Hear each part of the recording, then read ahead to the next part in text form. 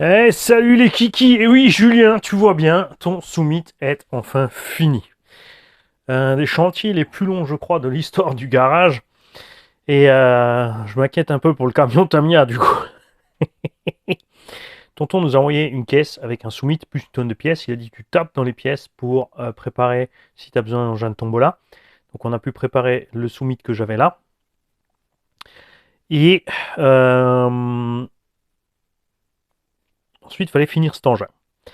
Cet engin, si j'avais su qu'il était dans cet état-là, eh ben, j'aurais fait l'inverse. J'aurais préparé l'engin de tombola pour tonton Julien d'abord.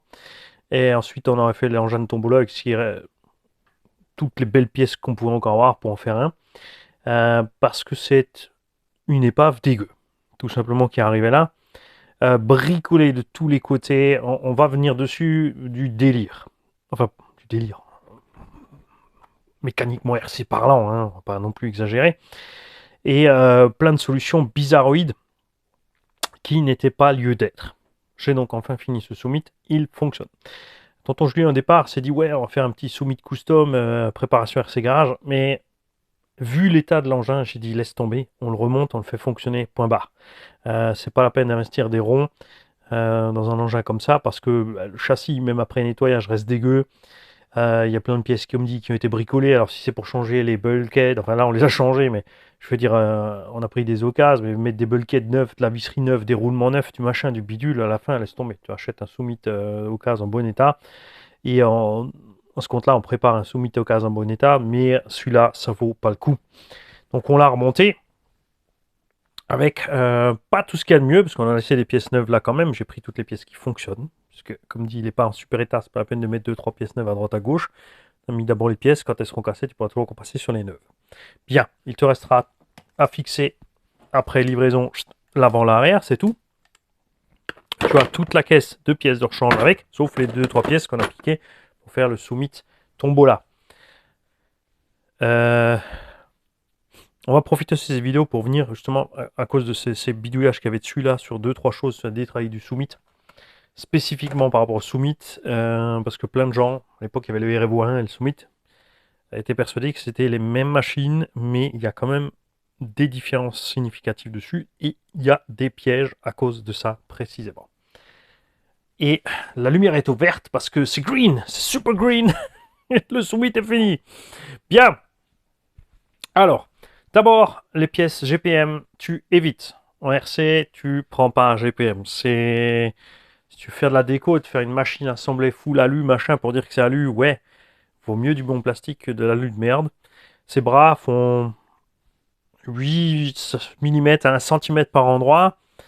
Ils étaient tordus pour les redresser. J'ai pris ma main et la multiprise. Je suis pas allé à l'étau, j'ai pas fait levier, rien. J'ai tenu ça en main, j'ai pris ma multiprise, j'ai redressé le triangle. C'est de la daube. Euh, c'est lourd. C'est pas solide. Donc, résultat, ça sert à rien. Et quand tu mets des pièces d'alu à un endroit, bah, tu vas taper. Vous l'avez vu sur le Traxa Street Max, j'ai mis les triangles en alu, j'ai tapé à fond dans la roue, j'ai déchiré tout le bulkhead. Le triangle plastique, clac, un petit triangle à 10 euros et c'était réglé. Enfin, 10 euros, enfin, entre 10 et 13 euros. 13 euros à renforcer sur Projo High Tech contre 16 euros le standard chez RC Team et 18 euros le renforcé. Oui, j'ai cru que je voyais mal. Je me suis dit, ouais, le gars, il a dû se tromper en rentrant les chiffres parce que c'est pas possible. Un triangle normal, c'est 10-11 euros, le renforcé entre 12 et 13. Et là, chez RC Team, tout d'un coup, le triangle standard 16, le triangle renforcé 18. Presque 20 balles, un triangle de X-Max. Ça ne va pas ou quoi? Mais bon, c'est juste pour prévenir. Faites gaffe quand vous commandez. Parce qu'on en était à faire gaffe à ça, puisque RC Team vend aussi tous ces trucs GPM, justement. Laissez tomber. Il y a des pièces, certaines pièces, tu peux prendre GPM parce que personne d'autre, si ta pièce d'origine est faible, personne d'autre l'a fait, comme sur le Super Bajaret, par exemple, la direction. Il y a Outracing et il y a GPM. La Outracing est vraiment très cher, la GPM, ça fait le taf, donc ça suffit. Pour tout ce qui est pièces en mouvement, généralement, les optionneurs ont des problèmes sur tout ce qui est pièces en mouvement. Par exemple, là, les rotules là sont en ferraille, ça c'est de l'alu, donc dedans il y a une bague en bronze. Dans le temps c'était juste serti, ça foutait quand. Maintenant ils ont mis une petite vis, ça n'empêche pas de se barrer, hein. C'est pas super solide. Quelques chocs, ça se déboîte. Les pistons souvent sont mal ajustés. Les tiges ont beau être plus épaisses, elles sont moins solides que surtout celles du Summit qui sont livrées d'origine en titane. Les amortos GTR du Summit sont excellents. C'est pas la peine de chercher plus loin. Ça, c'est pour Erevo. Il y a un réservoir dessus. Tu ne peux pas les monter dans le Summit. Il n'y a pas la place à l'arrière. Ouais, à l'avant avec bidouille 1, mais pas le deuxième, puisqu'il y a le blocage de diff par-dessus. Donc, t'es coincé comme un touillon avec 3 amortos. C'est ce qui était le cas là-dessus. La tourelle avant a été découpée pour réussir à passer le truc dedans. Résultat, bon, bah, fixation de carreau est super flex, mériterait aussi d'être changé d'ailleurs. De la merde. Comme dit, les bras sont mous. Les leviers qui étaient montés dessus aussi sont pour Erevo. Alors, il n'y a pas des courts pour Erevo et des longs pour Summit. La suspension chez Traxxas c'est faite comme ça. Tu as devant du long et derrière du court. Ça correspond avec les angles de train et tout ce qu'il faut sur un Erevo. Quand tu mets ça sur un Summit, tu as un problème, puisque tu te retrouves avec l'arrière beaucoup plus bas que l'avant. Déjà. Ensuite, il existe, parce que justement c'est des leviers, déjà chez Traxxas, plein de sortes de leviers. Déjà, comme dit à l'arrière, sont spécifiques par rapport à l'avant. Les avants sont plus plats. Les arrières, comme tu peux voir, sont vers le bas, rapprochés du châssis, parce que pour que ça passe avec la suspette et pour avoir le bon angle par rapport à là. Encore plus sur le Summit, parce que il y a les blocages de diff, donc les bulkheads par rapport au Revo sont plus larges d'un seul côté. C'est le côté où il y a la bague de diff et le roulement en plus. Il y a donc un cardan court, avant gauche, arrière droit, et un long à l'autre opposé, ou l'inverse. Et pour la suspension, c'est pareil. Il faut se méfier à une petite bague de calage. Ici, du côté du blocage du diff, tu vois, là, il y a une petite bague pour rehausser, pour passer au-dessus de ça quand la suspension remonte. Sinon, tu tapes dans le levier. Et aussi à l'arrière pour avoir le bon angle. Comme ton bras est plus par là et plus haut, ça change l'angle pour que tes suspects soient pareils. Petite subtilité comme ça. Résultat, quand tu mets les mauvais leviers, ça devient du n'importe quoi. Plus l'amorto en distance est près du centre, plus la force qui est poussée ici est répercutée là, plus petite. Plus c'est loin, plus ta suspension est molle, en fait, plus ça va par là, plus ça va être dur à l'opposé ici. C'est pour ça que si tu mets ces leviers là par rapport maintenant au levier d'origine du Summit, là la suspension avant est plus dure avec ces leviers. Les leviers d'origine du Summit, on est fixé 5 mm plus loin, ici. Résultat, c'est plus souple. Là, je l'ai laissé comme ça parce que ça va bien avec le setup arrière aussi, on est bien équilibré. Donc, il faut se méfier hein, par rapport à ces distances-là et aux angles aussi, à la hauteur. Il y a plein de fabricants qui font des leviers comme ça à l'U. GPM, c'est les pires. Au Racing, c'est les plus chers. Mais il y en a plein entre qui sont pas trop mal, malgré tout. Mais sur un Summit, ça vaut pas le coup parce que c'est un engin de crapahutage. Péter les leviers sur le Summit, c'est extrêmement rare. C'est très facile et peu cher à remplacer. Donc c'est pas la peine d'aller mettre des alus et de trifouiller la suspecte du matin au soir jusqu'à ce qu'elle fonctionne nouveau comme elle était douce et soyeuse et crémeuse d'origine. Vaut mieux le laisser comme il est. De plus, donc, avec ces leviers-là, puisque les courts étaient à l'arrière, les longs devant, pour compenser, il faut savoir aussi que Traxxas fait 2 longueurs de barres ici en ferraille. Et il y en a plusieurs sortes. Alors, tu as les origines qui sont en fer blanc, relativement souple. Sur Summit, sont plus courts que sur Revo. C'est bizarre, le Summit a plus de garde-sol. Ouais, parce que ça vient des leviers. Le Revo a des leviers plus courts, donc il a des jonctions plus longues pour avoir tout de même une bonne garde-sol, mais sa suspension est beaucoup plus dure. Là, il y avait des longs à l'arrière, des courts devant, ou l'inverse même, encore pire. Enfin, c'était du grand n'importe quoi. Pour compenser ce qui manquait au niveau suspension, et accrochez-vous bien, c'est là que ça commence, les bras de suspension alu, avant, étaient montés à l'arrière, à l'envers, pour que ça se retrouve là, tu vois, au lieu de swapper gauche, tu vois, celui-là, là, celui-là, là.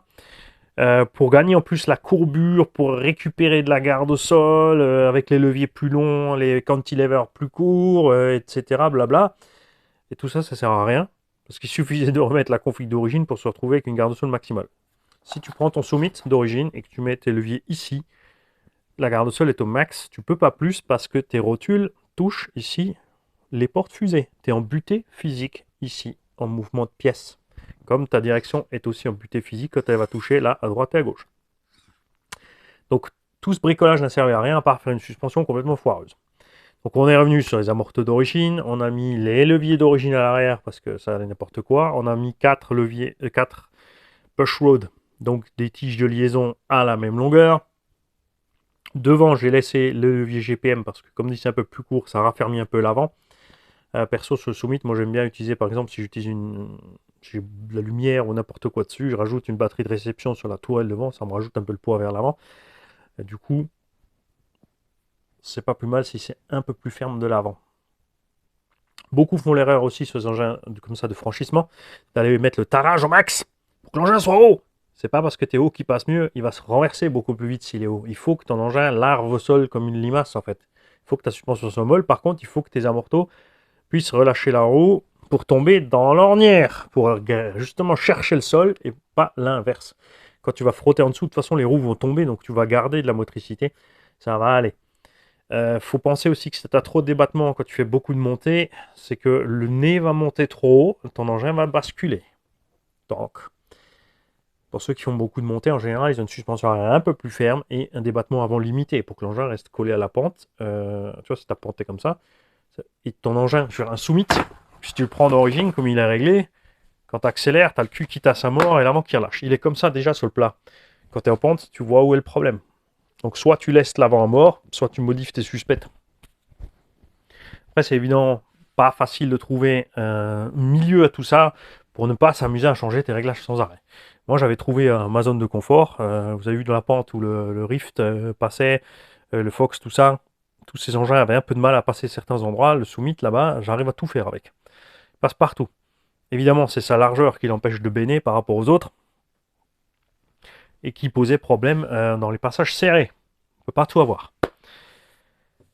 La direction aussi, on a lu qui était dessus, GPM complètement déglingué, les roulements bouffés, les bagues ont flingué les portées des roulements dans l'alu, donc la direction se coule dans tous les sens, ça va pas du tout. Il y avait ce glitch qui était monté dessus. Ça se branche au récepteur.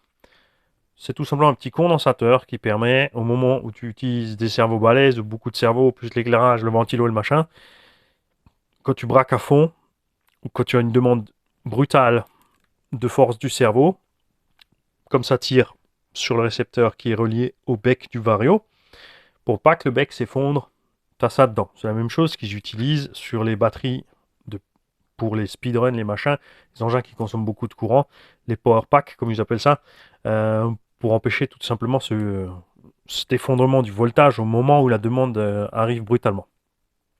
Je l'ai enlevé parce que avec la config qu'on a fait là, t'as pas spécialement besoin. Si jamais, eh ben, il suffit de rebrancher, c'est vite fait, c'est pas un problème. Savoir que ça c'est pas étanche, donc faites gaffe.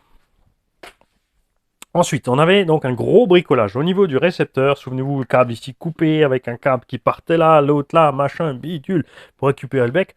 C'est une manip qui était décrite sur les forums parce que il y a un gros problème avec ce vario. Cet engin est un crawler avec 5 cerveaux à bord, plus l'éclairage. Dès que tu braques, tu as la lumière qui vacille, ça clignote. Et donc le bec est pas assez puissant. Déjà, on sort que 5,5 volts, quelque chose comme ça, peut-être du 2-3 ampères. Enfin, c'est ridicule par rapport à ce qu'il faudrait pour un engin équipé comme ça correctement. Bien. Deuxième erreur, et c'est la principale, Traxxas utilise donc 2 batteries.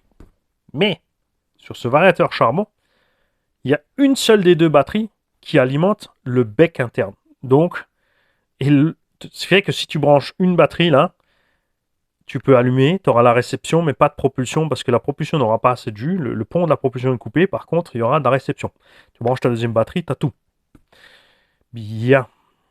De là, premier essai que j'avais fait moi personnellement, je me suis dit, bon, bah, 2 câbles, on branche tout en parallèle, comme le moteur, et paf, tout m'a sauté à la tronche. Adios Mario. Donc j'étais allé voir sur les forums à l'époque, et là, ils te parlaient de faire ci, ça, et couper là, mettre le pont là, machin, bidule. Et là, je me suis dit, attends, voir, on va essayer un truc beaucoup plus con. J'ai fait un pont sur une prise, et j'ai branché mes LiPo 4S sur une seule. Et ben, ça marche. Le bec, du coup, est pris sur les 2. Parce que le problème, comme c'est un engin où tu vas crapahuter, tu vas rouler longtemps, avec du 2S 5000 par côté ou 6000, j'ai réussi à faire des runs de crapahutage. Donc essentiellement première avec les diffs bloqués, débloqués, des passages en croisement de pont et tout, de 1h15 à 1h30. Le problème, c'est que la lipo qui était branchée côté bec, avec l'éclairage, les cerveaux, tout le tralala, elle était beaucoup trop basse et en danger. Avec les animages, c'est encore plus flagrant. T'en as une qui est bouillante à mort et l'autre, elle va bien. Bouge pas, on va y te faire un truc aussi. Parce que maintenant, je viens de penser. Ah, mais j'ai plus ma pince, si elle est là.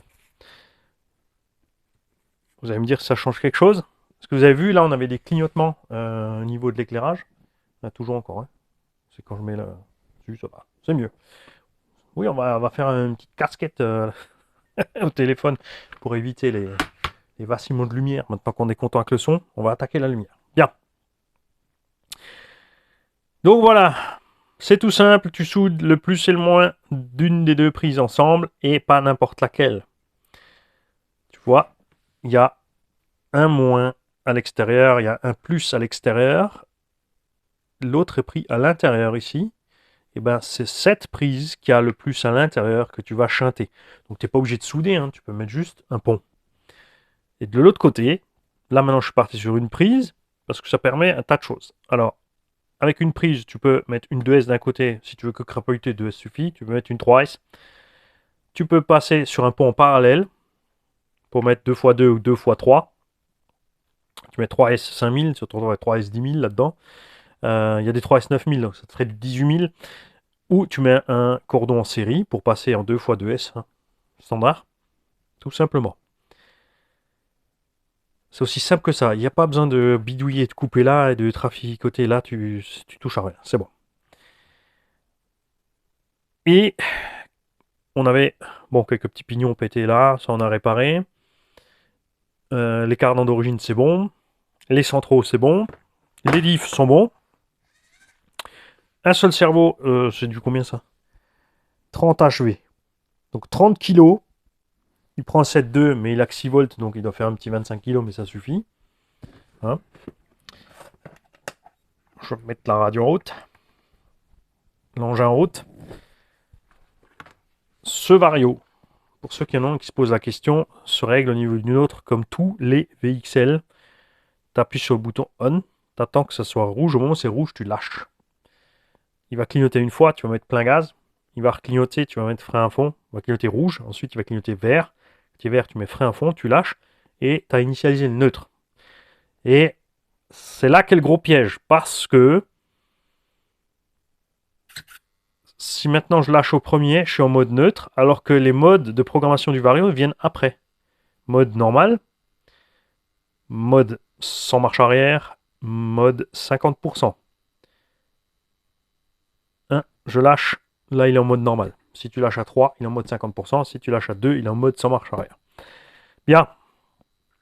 Et le problème évidemment, c'est que si tu relâches au moment où il est rouge, tu es en mode prog. La plupart des gens, et c'est pareil sur les varios brushless chez Traxxas, font pas gaffe. Après ils jouent avec la gâchette, toi il marche pas, c'est quoi cette histoire? Et ils initialisent du n'importe quoi. Et au moment où ils lâchent la gâchette, le machin il part. Donc faites très attention à ça. Avec cette histoire-là. Le mode NIMH où l'hypo s'enclenche en restant sur le bouton en attendant l'extinction et en comptant jusqu'à 10. Maintenant, je vais appuyer dessus, il va s'éteindre et je vais attendre jusqu'à 10. Là, la LED va passer au rouge, il va biper, il sera en mode NIMH.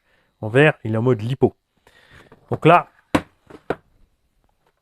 avec ce système-là, donc, le bec, il va bien. Hein, la direction fonctionne.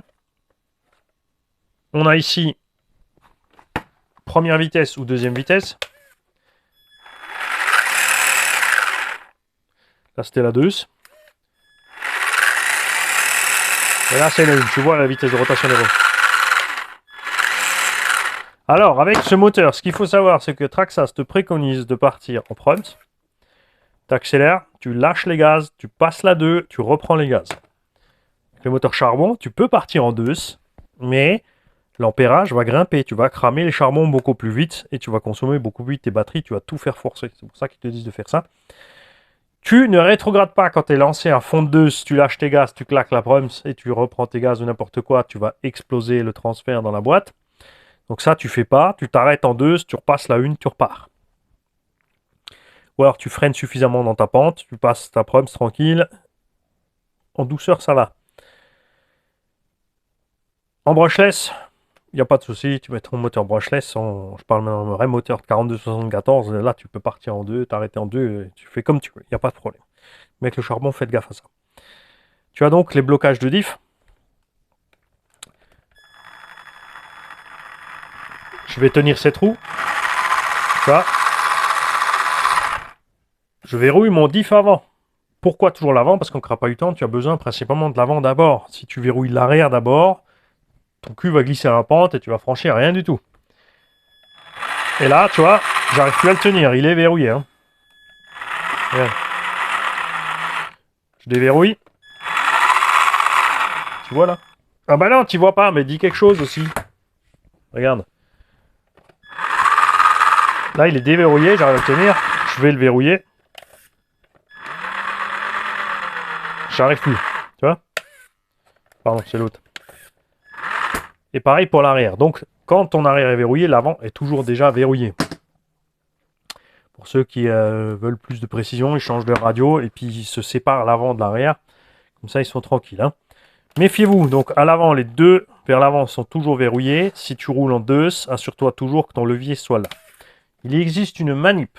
Il y a un abonné qui me l'avait passé. Je l'ai quelque part dans ma boîte mail d'archives de machin bidule. Ça serait peut-être le moment de la sortir et de la linker sur la vidéo. Mais c'est pour les traficoteurs aguerris. Il faut ouvrir la radio et tu peux dessouder un fil pour le souder ailleurs. Résultat, dès que tu passes la 2, même si tes diffs sont enclenchés, ils sautent. Pas oublier, quand tu repasses la prums, ils se renclenchent. Hein. Méfiez-vous. Donc faites gaffe à ça. Sinon, il faut juste assurer à chaque fois que ton levier soit bien derrière quand tu n'es pas en première. Tout simplement. Parce que si tu vas forcer, si tu es dans le sable ou ça glisse complètement, ça peut aller, mais dès que ça accroche, ça va tout flinguer. Donc faites gaffe avec tout ça. Petite chose que Traxxas avait fait évoluer à l'époque, qu'ils ont gardé sur les REVO 2.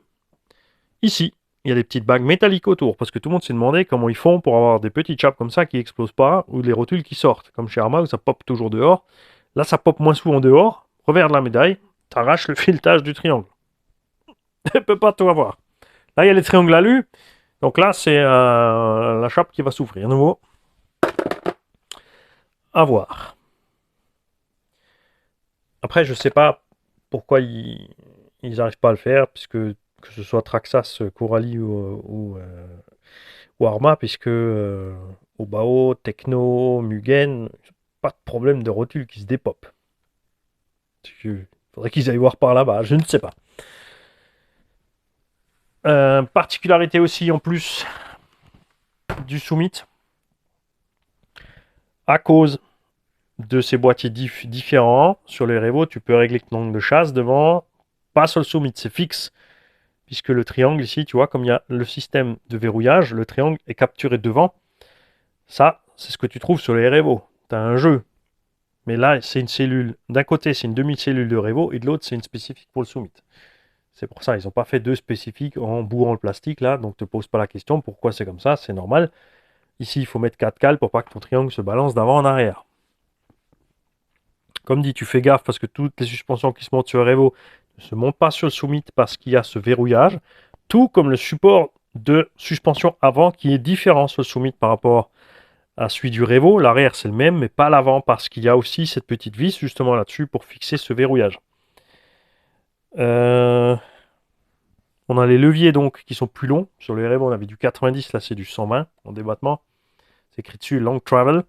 Et après, tu feras gaffe comme dit parce qu'il y a du 1, du 2, du 3. Je crois que ça s'arrête là. En court et en long, il y a 3 tracks ou que les longs, il n'y en a qu'un seul. Et c'est les courts qui sont progressifs, 1, 2, 3, pour changer la réaction de la suspension, puisque tu peux être plus souple en bas, tranquille, et ensuite vraiment dur, ou plus constant, ou l'inverse, ou n'importe quoi.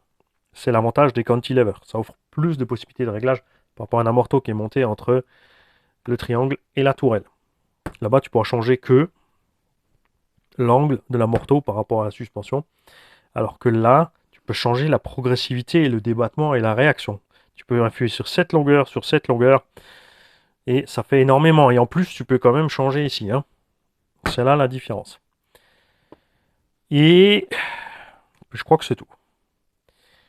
Donc tonton Julien, je vais t'envoyer ça, que tu puisses préparer ta machine, puisque lui il a des roues, il a un carreau, il a tout ça chez lui. Il a quand même donc encore une tonne de pièces avec, comme dit, on en a pris qu'une ou deux pour faire l'autre. On a débarrassé toutes les roues qui étaient foutues, les jantes, machin, on a décollé, on a pu récupérer ce qu'on pouvait de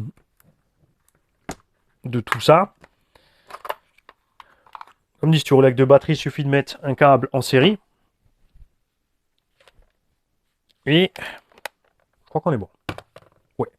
Donc je vais t'envoyer un mail et tu me diras, tu choisiras le point mondial dans lequel tu veux larguer le colis, évidemment. Te restera à faire quand tu auras mis les roues, donc les réglages de paralysme. Là, j'ai fait à l'œil, grosso merdo sans roue, ça devrait être pas mal. Après, c'est un Summit, c'est pas une F1. Il n'y a pas de problème. Et puis voilà. Moi, je crois que j'ai rien oublié. On est bon. Si, il y a un truc. Non. Bref, ça veut dire que c'est le moment d'y aller. Il se fait tard. Et il serait temps d'aller se coucher. Demain, il y a boulot. Ciao, les gars.